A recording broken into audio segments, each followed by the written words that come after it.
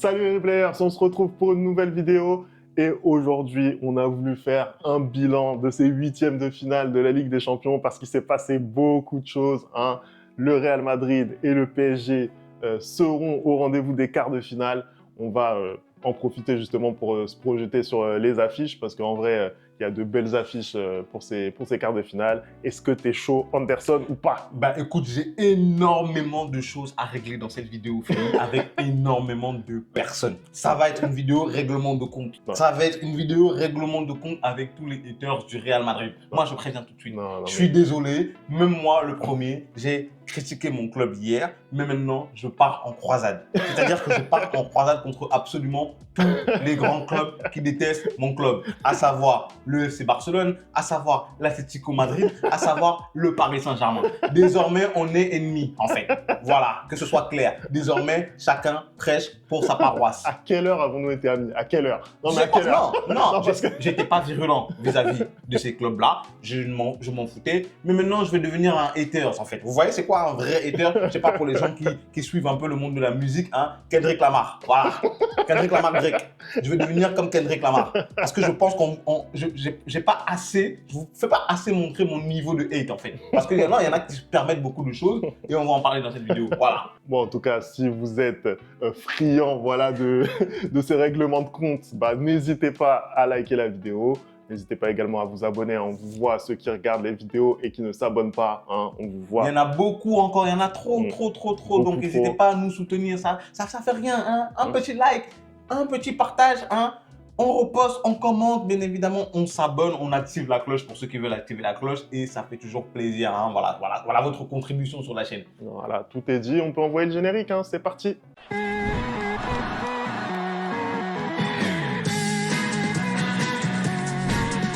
Tu vois, ce gars, ça fait 10 minutes, il veut faire son règlement de compte. Non. Il ne lâche pas la grappe, Bah vas-y, tu sais quoi? Vas-y, voilà, il n'y a pas de conducteur. Vas-y, fais ton règlement de compte. Fémi et tous les gens qui nous regardent, j'aimerais qu'on aborde quelques points. Depuis hier, sur les réseaux sociaux notamment, hein, je vois, oui, énième vol du Real Madrid. Je vois, oui, le Real n'a pas honte de gagner de cette manière-là. Je suis un supporter du Real. Je suis le premier à critiquer notre manière de jouer. Il n'y a aucun souci, tant qu'on reste dans le respect. Depuis hier, ça essaie de nous inventer du favoritisme en Ligue des Champions, alors qu'on parle quand même d'un match, Fémi. On parle d'un match où, match aller, Rodrigo se fait ceinturer. Il y a possiblement penalty, je te l'ai demandé ici. Tu trouvais que c'était léger, mais moi, je te dis qu'il y avait penalty. Match retour, il y a un centre de Vinicius où il y a une main qui est clairement décollée du corps. Il y a possiblement penalty. Dans le même match, il y a Brahim Diaz qui se fait faucher. Il y a possiblement penalty. Mais bien évidemment, que ce soit les blogs ou les comptes foot sur Twitter, personne n'en parle. On parle quand même des gens qui sont en train de me justifier du racisme, hein, que Vinicius reçoit en disant qu'il n'a pas à célébrer de cette manière-là. Moi, déjà, j'ai pris une décision. Canal+, les soirs de Ligue des Champions pour le Real Madrid, c'est fini. Je ne regarde plus. Non, parce que ce soit leur boulot, que ce soit Bertrand Latour ou que ce soit n'importe qui, les commentaires qui ont été faits hier sont juste outrageants. Parce qu'à un moment donné, on ne peut pas continuellement taper sur un joueur, l'insulter de singe, de chimpanzé et espérer que cette personne-là ne va pas réagir. Donc Vinicius, continue de célébrer, on va te soutenir, on sera toujours derrière toi. Hein. Que tu fasses un bon match, que tu fasses un match pourri, parce que apparemment le fait qu'il fasse un mauvais match doit l'empêcher d'être heureux parce que son club s'est qualifié. Ça suffit, hein, ça suffit. Ensuite, tous les gens qui parlent du fait que le Real achèterait le match auprès de l'UEFA, je vous rappelle quand même que notre président, depuis 3 ans, il a dans sa lubie de faire la Super League, hein, et que le Real Madrid et l'UEFA ne sont pas en bon terme. Donc, je ne vois pas comment aujourd'hui Pérez serait capable d'acheter Séphérine, hein, qui est le président de l'UEFA. Je ne vois pas comment on donnerait l'indication à l'UEFA de favoriser le Real Madrid. Après, juste sur ce penalty, sur ce fait de match qui est très important, est-ce que tu peux reconnaître qu'il y a quand même quelque chose qui n'est pas net? Parce qu'on regarde les images là, depuis le début de la journée, on n'arrive pas à voir le double contact. Moi, en fait. Juste avant qu'on commence à tourner la vidéo, l'UEFA a sorti un communiqué comme quoi ils avaient bien vérifié à la VAR et qu'ils avaient bien touché le ballon 2 fois. Aujourd'hui, je vois, il y a plein de gens qui mettent des commentaires. Ouais, c'est la première fois de ma vie que je vois qu'un penalty est retouché, est tiré, est refusé parce qu'un joueur touche le ballon plein de fois. C'est pas vrai. Hein. On a notamment l'exemple avec Mahrez l'année dernière. On parle l'année dernière, pardon, en 2017. Il y a plein de joueurs qui ont tiré des pénaltys, qui ont été touchés deux fois et qui ont été annulés. C'est pas le Real qui a inventé cette règle. À un moment donné, si vous connaissez pas les règles du sport que vous regardez, c'est votre problème. Je suis désolé, la règle, elle est là. C'est la règle 14 de l'IFAB. Vous allez sur le site. Hein. Je pense que chacun d'entre nous est capable de savoir lire. Chacun d'entre nous a eu minimum le bac ou le brevet. Hein. Donc, je pense qu'on est tous des humains à même et capables de savoir lire. Et aujourd'hui, la règle est là. Et le problème, ce qui me dérange, c'est qu'une fois que la règle est appliquée quand c'est le Real Madrid, bah, ça pose toujours problème. À un moment donné, je comprends. Non, je peux comprendre le fait que certains clubs, comme l'Atlético Madrid par exemple, comme le Barça, hein, nous en veulent. Tu vois, c'est pas grave. Quand tu réussis, quand tu as du succès, bah forcément, tu as des ennemis. Hein. Si tu n'as pas d'ennemis, c'est que tu ne réussis pas. Voilà. Il n'y a que les ennemis, il n'y a que les gens qui ne réussissent pas qui n'ont pas d'ennemis. Donc, c'est pas grave. Mais restez courtois. Hein. Et comme je l'ai dit, à partir d'aujourd'hui, ça va être chacun pour sa paroisse. Parce que vous voulez faire des campagnes de désinformation, bah on va aussi faire des campagnes de désinformation. Notamment, le Paris Saint-Germain qui passe avec un but hors jeu, personne n'en parle. Hein. Parce que oui, Barcola est hors jeu. On a vu les images, on a vu les tracés, Barcola est hors jeu. Mais là, vous n'en parlez pas, bien évidemment. Voilà, c'est tout ce que j'avais à dire. Voilà, j'ai fini.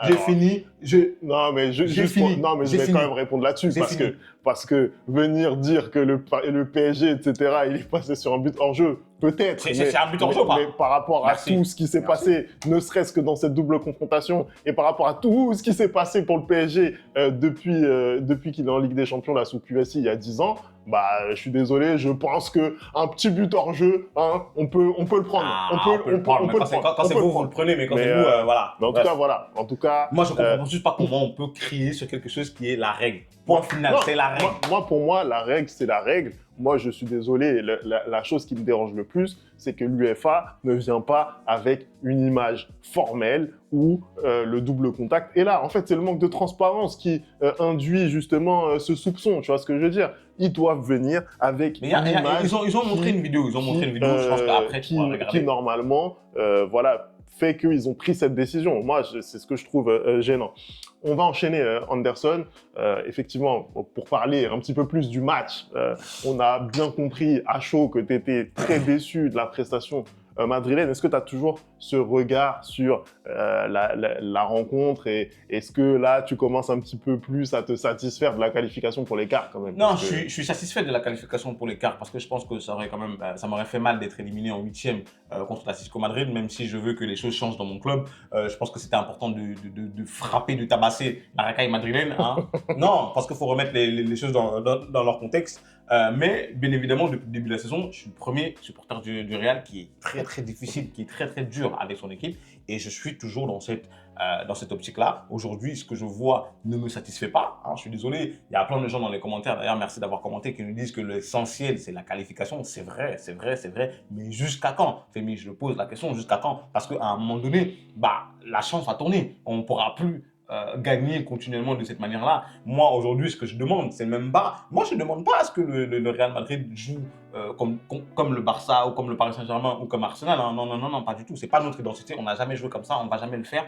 Et je demande juste d'avoir une âme sur le terrain. Je demande juste de voir des joueurs qui font des efforts sur le terrain. Quand on voit un Jude Bellingham, par exemple, qui a crié hier sur Vinicius et que je vois que sur Internet, ça s'affole pour rien, mais j'ai envie de dire aux gens que vous n'avez jamais joué au football, en fait. Parce que quand moi, je suis joueur et que je suis milieu de terrain et qu'un joueur, un de mes attaquants perd le ballon et qui ne fait même pas l'effort et que c'est moi qui suis obligé de combler les trous et venir défendre, bah, je te crie dessus, en fait, que tu t'appelles Vinicius, que tu t'appelles Mbappé, j'en ai rien à foutre. Tu vois, donc à un moment donné, c'est ce que j'ai envie de voir. Parce que même si Jude fait un match minable, bah, il se donne. Tu vois, Rodrigo, c'est la même chose, même s'il est sorti. En fait, c'est des joueurs que, même quand c'est compliqué pour eux, bah, ils se donnent. Bah, moi, j'ai envie de voir ça de la part de tous mes joueurs. Parce que hier, certes, l'Atlético marque très vite et du coup ferme le jeu après. Mais à un moment donné, le Real Madrid doit commencer à savoir jouer contre des blocs bas. C'est pas possible. Ça fait des années que tout le monde sait que dès qu'ils bétonnent un peu leur défense, tu es en difficulté. Donc, trouve des solutions. Ce n'est pas possible. Ok, aujourd'hui, tu as un jeu qui est basé sur la vitesse ou autre, mais trouve des solutions.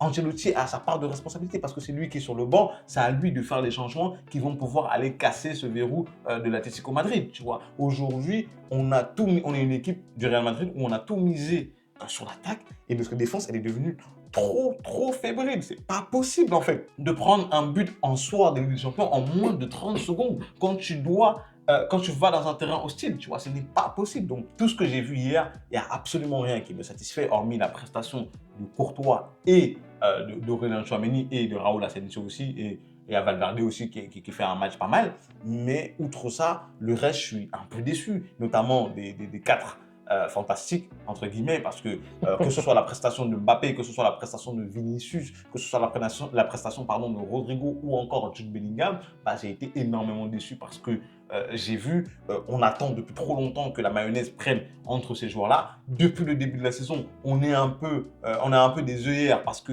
à chaque match, il y a toujours cette étincelle de génie du quatuor qui fait qu'on va gagner le match. Mais si tu regardes bien collectivement depuis le début de la saison, ça ne prend pas. La mayonnaise ne prend pas, ça ne marche pas. Tu as l'impression que les joueurs se marchent dessus, chacun marche sur les plates-bandes de l'autre. Et c'est très compliqué. Aujourd'hui, Ancelotti doit faire quelque chose.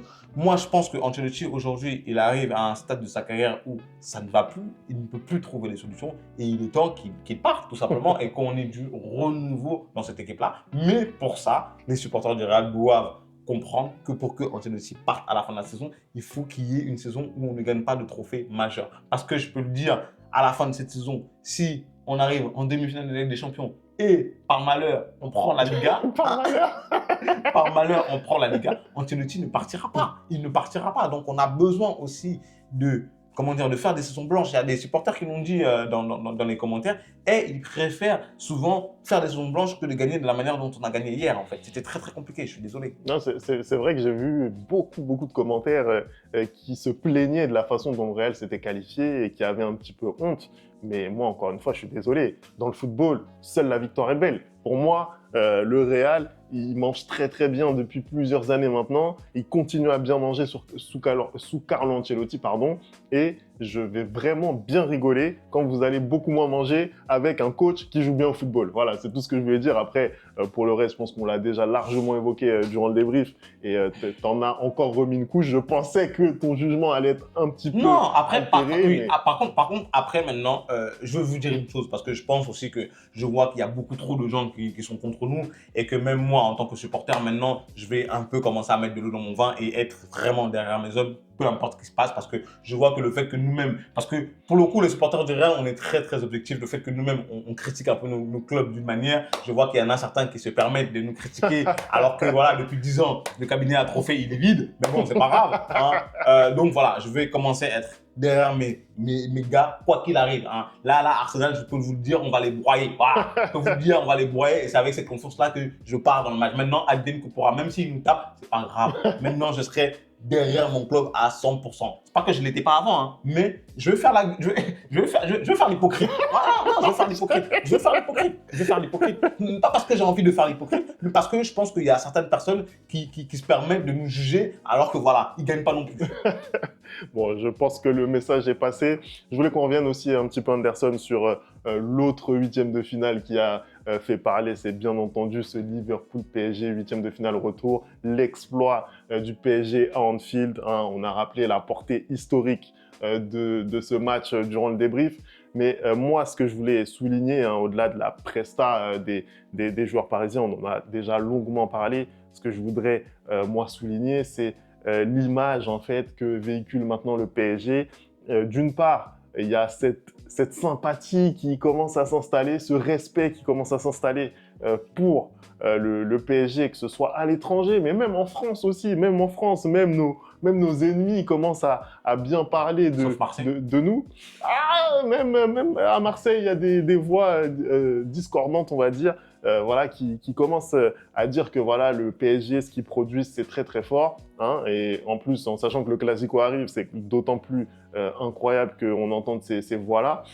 Donc vraiment, je trouve que ce que Luis Enrique a réussi à faire de cette équipe, c'est-à-dire un jeu flamboyant, bah, c'est vraiment exceptionnel.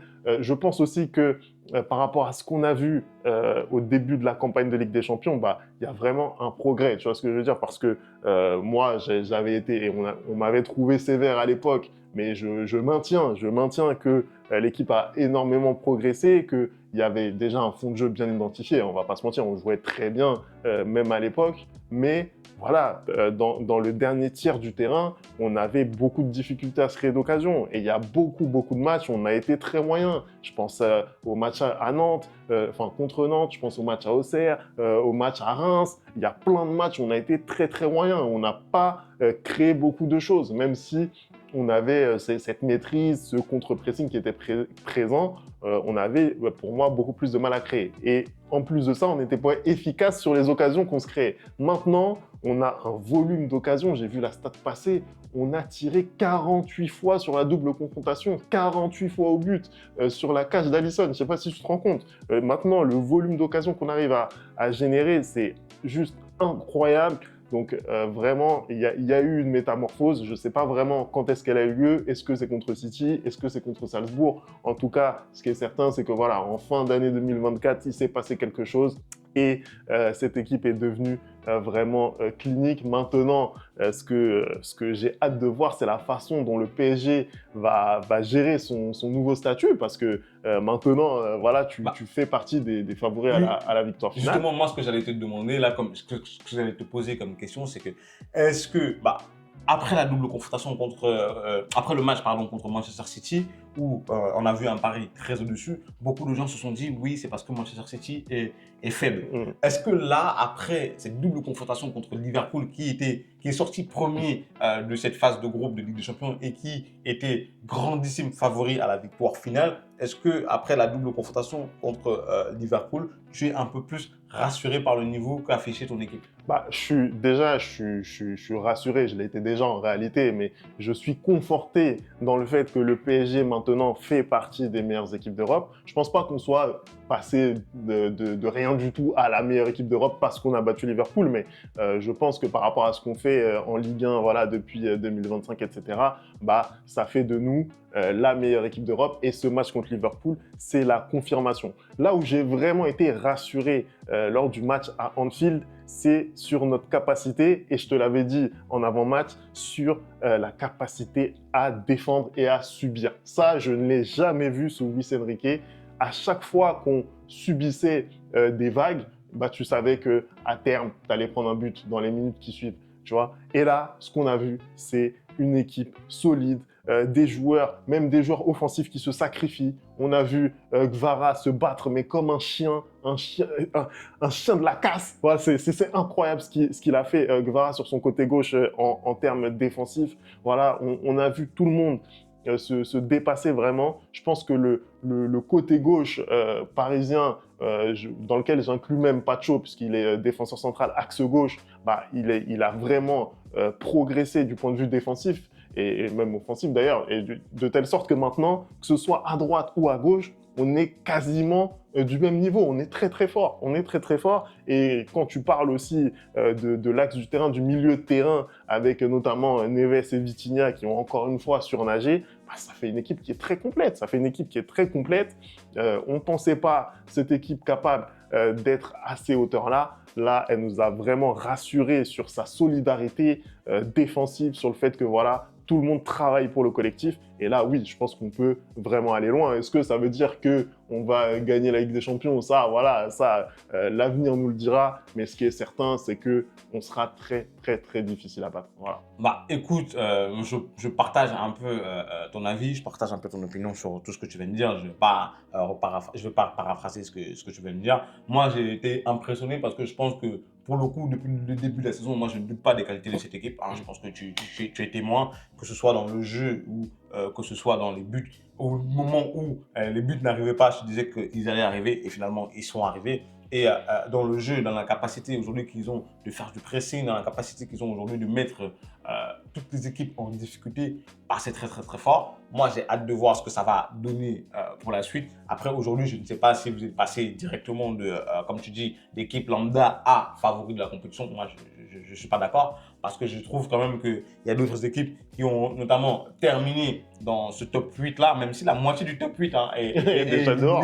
Comme quoi, voilà, ça ne veut pas vraiment dire grand-chose, mais il y a des équipes qui ont terminé au sein de ce top 8-là, qui finalement ont assuré, eux, pendant les huitièmes de finale, et qui sont toujours là et qui sont toujours présents pour les quarts de finale. Je pense qu'elles font un peu plus office de favori que le Paris Saint-Germain ou même le Real Madrid. Je suis désolé, encore une fois de plus, tu as encore le tenant du titre qui est présent. Donc, du coup, tu ne peux pas faire office de favori, même si ce tenant du titre a tout le mal du monde à développer du football. Ça reste sa compétition. On le voit que pour la battre aujourd'hui, tu es obligé de mettre 3-4 buts un peu à la Barcelone ou à la Manchester City. Sinon, ils ne sont jamais abattus. Donc, ça reste quand même une compétition qu'ils maîtrisent à la perfection, dont ils ont l'ADN. Et peut-être que toi, aujourd'hui, certes, tu as réussi à passer City, tu as réussi à passer Liverpool. Mais peut-être que quand tu vas arriver en demi-finale, le moral, ça peut flancher, même si on ne l'a pas vu pour l'instant.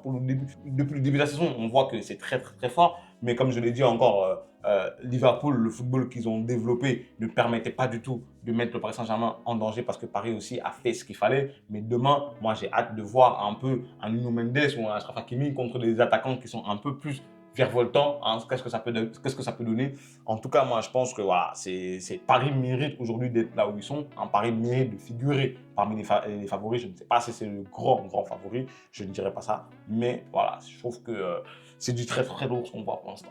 Anderson, justement, on va se projeter un petit peu sur ces quarts de finale, des quarts de finale avec vraiment des très belles affiches. Finalement, je pense que le match du PSG, c'est peut-être la moins belle affiche, entre guillemets. Ah, on ne sait pas, c'est des retrouvailles. Non, sur le papier, ouais, c'est celle qui, je pense, fait le moins moins alléchante. Voilà, la moins alléchante. Après, voilà, le match, on ne l'a pas encore vu. Mais oui, tu le disais, PSG Aston Villa, c'est les retrouvailles. C'est les retrouvailles de la concurrence, tu vois ce que je veux dire? C'est les retrouvailles, tu vois. Unai Emery qui va revenir au Parc des Princes. Alors, c'est dans un mois, tu vois, il y a un petit peu de temps qui va passer.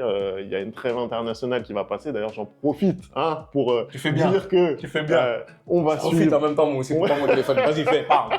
On va suivre les éliminatoires de la Coupe du Monde 2026 zone Afrique, avec toutes les grosses nations, le Sénégal d'ailleurs qui a publié sa liste là aujourd'hui, la Côte d'Ivoire, la RD Congo, bref, ça va être incroyable encore une fois sur la chaîne, donc n'hésitez pas à rester connecté durant cette trêve internationale. Mais on s'écarte. Si on revient sur le PSG Aston Villa qui va arriver en quart de finale, le PSG justement va devoir dealer avec son statut de immense favori. Il y a une équipe d'Aston Villa donc avec des gens qu'on connaît très bien, déjà avec un coach qu'on connaît très bien, Unai Emery, qui depuis qu'il est parti du PSG a fait du très très bon boulot dans les clubs où il est passé entre-temps. Il est passé à Arsenal où ça a été peut-être un petit peu plus compliqué, il est passé à Villarreal où il a fait du très bon boulot également. Là, il est à Aston Villa où il a amené cette équipe jusqu'en Ligue des Champions l'an passé. Il termine dans le top 8 cette saison. Le voilà en quart de finale après une double confrontation rondement menée face à Bruges. Donc, équipe très dangereuse. Équipe qui s'est renforcée aussi au mercato d'hiver avec notamment Rashford et Marco Asensio, qui était très largement décrié lorsqu'il était au PSG. Il aura le droit de jouer, bien entendu, puisque l'UEFA ne permet pas de mettre ce genre de clause. Et donc, du coup, on va avoir une confrontation quand même avec une équipe d'Aston Villa qui a des arguments, qui a de l'expérience. On a des joueurs, par exemple, comme Lucas Digne, des joueurs comme Dibou Martinez dans la cage. On a Watkins aussi. On a Oli Watkins. Voilà. Il y a quand même de la qualité dans cette équipe d'Aston Villa. Ah, clairement, déjà, les travaux d'Unai sont immenses. Tu viens de le dire. Cette équipe est encore parmi les 10 meilleures équipes cette saison d'Angleterre. Il a réussi à arriver jusqu'en Ligue de Champions. Il a terminé dans le top 8. C'est pas rien. Aujourd'hui, il se retrouve en quart de finale après avoir éliminé Bruges. Je pense que ce match contre le Paris Saint-Germain, il ne faudra pas du tout les minimiser. C'est une équipe qu'il faut prendre, qu'il faut pas prendre à la légère. Et au contraire, justement, pour une équipe comme le Paris Saint-Germain, de se voir trop beau contre ce genre d'équipe, ça peut te porter préjudice. Donc, il faudra faire extrêmement attention à cette équipe-là parce que, comme tu viens de le rappeler, ils ont des atouts. Ils ont fait un recrutement cet hiver qui est très, très sensé. Ils ont recruté Rashford, qui a l'air de respirer hors de Manchester United. Ils ont récupéré Marco Asensio qui, lui, je crois, il a marqué son 3e but, là, je crois, son 4e but alors, en 5 ou en 4 matchs. Donc, en fait, tu as des atouts pour faire mal au Paris Saint-Germain. Il ne faudra pas penser que c'est impossible. En plus, fait hyper important. Alors, bien évidemment, c'est pas Anfield, mais le Paris Saint-Germain joue son match aller au parc et son match retour chez eux, hein, ça peut jouer, hein, même si je pense que là, on a vu comment Paris a négocié cette double confrontation avec Liverpool. Mais c'est une équipe à ne pas minimiser du tout. Tu vois, c'est une équipe à ne pas minimiser du tout. Et il ne faut pas avoir les mêmes réflexes que la saison dernière avec Dortmund, où vous pensiez que vous étiez déjà en finale. Non, non, non, il faut les prendre très au sérieux et aller appliquer le même sérieux qui a été contre Liverpool face à eux.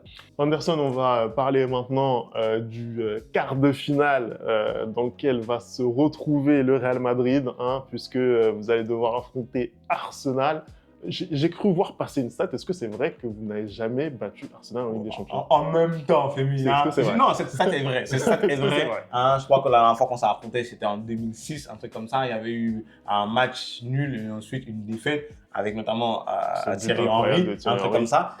En même temps, Fémi, en fait, c'est facile de faire des stats sur 2-3 rencontres. Hein, parce que pour qu'on puisse affronter Arsenal, il faut qu'il puisse arriver en quart de finale ou en demi-finale chaque saison en Ligue des Champions. Ce qui n'est pas le cas.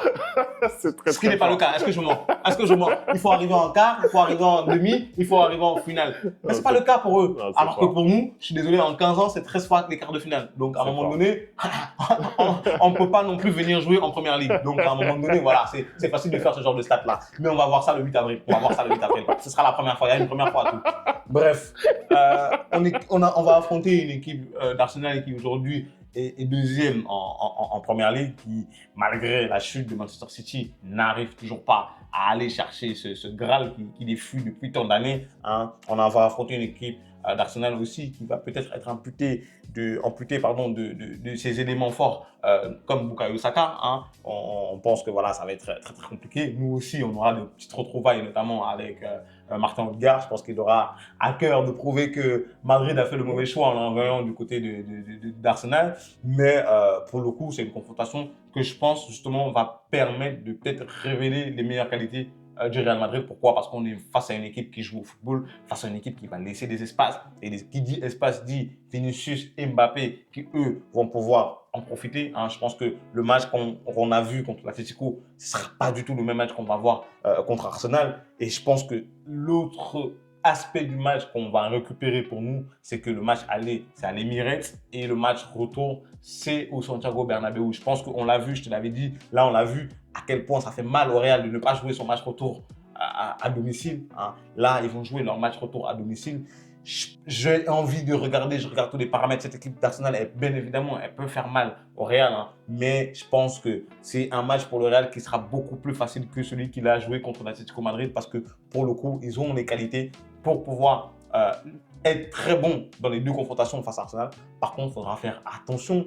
Un des aspects du jeu d'Arsenal que je vois depuis le début de la saison en première ligue, c'est les coups de pied arrêtés. Ils sont extrêmement forts dans les coups de pied arrêtés. Je crois qu'ils ont marqué plus de 60 buts en coups de pied arrêtés. Et par contre, de l'autre côté, c'est un des aspects où on est très, très, très, très, très faible. Mais genre vraiment extrêmement faible. Donc, il faudra faire attention. Plus faible que le PSG. Hein. Oui, non, mais de toute façon, là-dessus, on se partage.